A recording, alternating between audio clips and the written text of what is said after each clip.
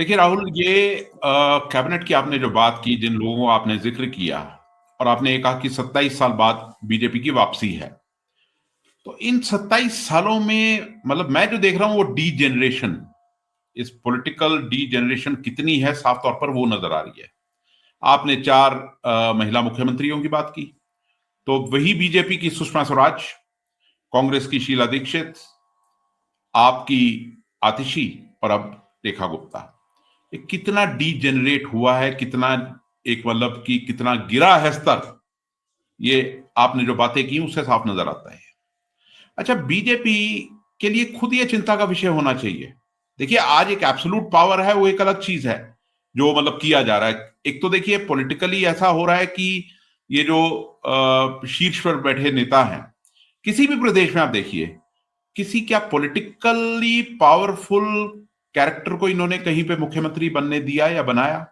सवाल वहां उठता है, क्यों नहीं बनाया, वो दूसरा सवाल उठता है। एक तो वो चीज है, और दूसरा बीजेपी के लिए खुद की चिंता की एक बात है कि देखिए ये पार्टी, इसका जो जन्म हुआ था और इसकी जो ग्रोथ हमने देखी है 80 के बाद से, उसमें एक बहुत बड़ी चीज आती थी जिसका जो जिसपे बड़ा नाज था इस पार्टी को और बड़ा फक्र था इनके नेताओं को, वो था चाल, चरित्र, चेहरा। अब इन तीनों पर ही आप देख लीजिए कितना मतलब एक फॉल है, वो नजर आता है आपको। खास तौर पे आपने जिक्र किया इन लोगों का, इनकी ट्वीट्स का, इनकी जो बातों का। देखिए, जेएनयू की आपने बात की, ये शायद पहली सरकार दुनिया की ऐसी रही होगी जो अपने ही देश की सबसे सर्वोच्च यूनिवर्सिटी को तबाह करने पे उतारू थी, आमादा थी वहां पर तबाह करने पे उतारू थी। ये वो सरकार रही है। अच्छा, और फिर वो जो स्तर एक दूसरे की माता जी पर टिप्पणी करना या वायलेंस भड़काना, कपिल मिश्रा, मतलब उनके तो आप लंबी फहरिस्त है, किस तरह की बातें उन्होंने की, किस तरह की उनकी भाषा रही है। तो चाल चरित्र तो यही नजर आ रहा है, चेहरा भी नजर आ रहा है। फिर हम बात करते हैं आपके बाकी जो नेता हैं, चाहे वो सिरसा है, चाहे वो प्रवेश है, मतलब ये किस तरह का, आप क्या बताना चाहते हैं? और दिल्ली जो कि हमारी राजधानी है, कह लीजिए देश का दिल है, और वहां पर ऐसे नेताओं को आप बिठाएंगे? देखिए, हमारा फॉल कैसा नजर आता है कि सुषमा स्वराज एक परिपक्व राजनेता थी।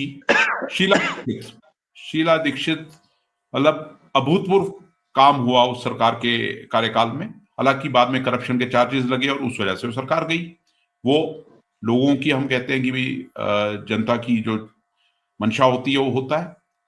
अरविंद केजरीवाल एक आईआईटीएन, एक आईआईटी पास आउट। देखिए, राजनीतिक जो हमारा है मतभेद होता है, हमारा मतलब क्रिटिसिज्म भी चलता है, पर उससे उस नेता का स्टेचर नहीं जाता।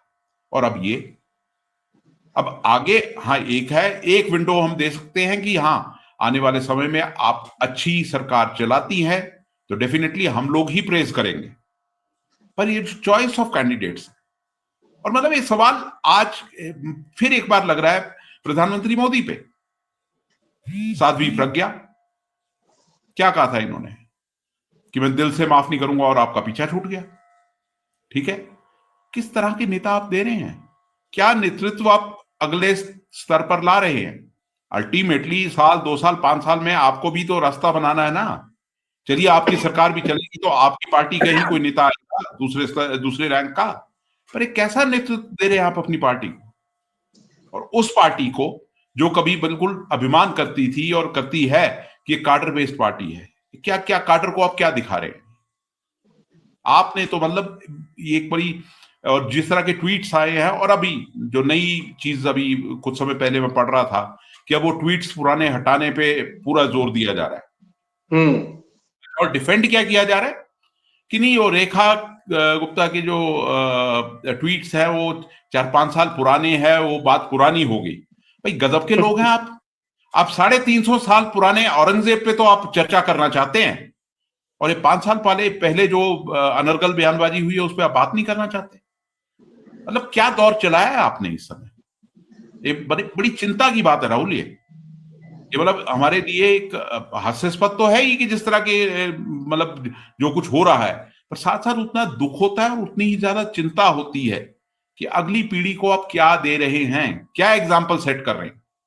एक जो नेता होता है ना, अब मोदी साहब ने पूरी कोशिश की अपने आप को एक मतलब या इनका जो पूरा तंत्र है उसने कोशिश की है कि भाई मोदी साहब को एज अ स्टेट्समैन प्रेजेंट किया जाए। क्या ऐसा होता है स्टेट्समैन?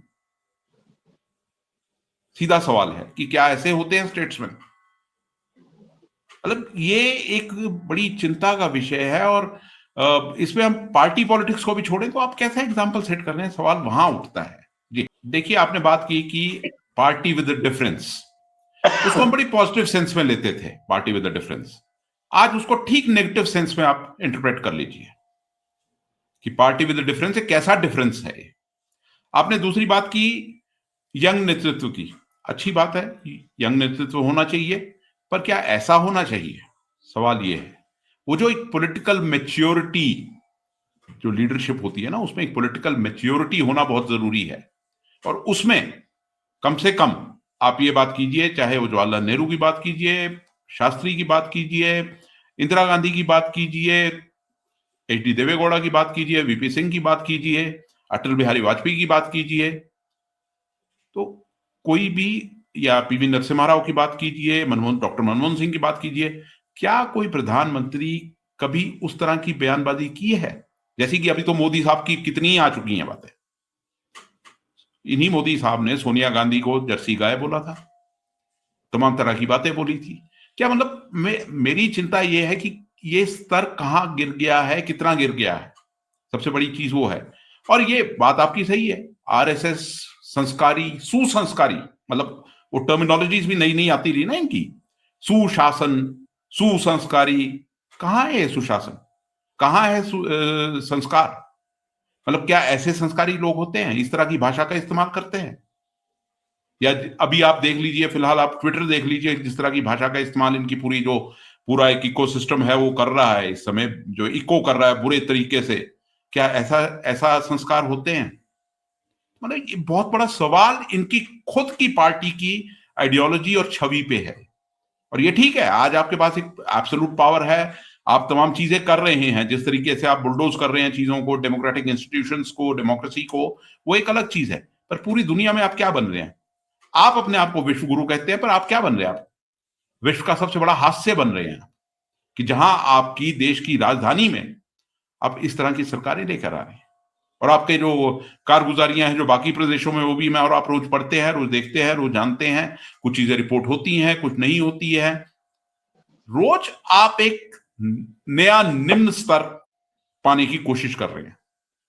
आपकी कंपटीशन किस चीज का है? कि कौन कितना ज्यादा अनर्गल बयानबाजी करने वाला है, कौन कितना ज्यादा कम्युनल बकवास कर सकता है, कौन कितना ज्यादा, मतलब एक सबसे बड़ी चीज राहुल ये है ना कि जब ये सरकार 10 साल पहले आई थी तो उस समय ही एक सबसे बड़ी जो खतरे की घंटी थी वो यही थी, जब ये लोग इंटेलेक्चुअल्स पे अटैक कर रहे थे।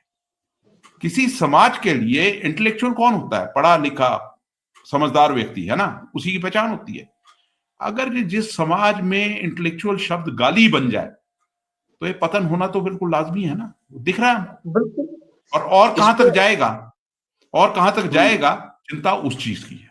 जी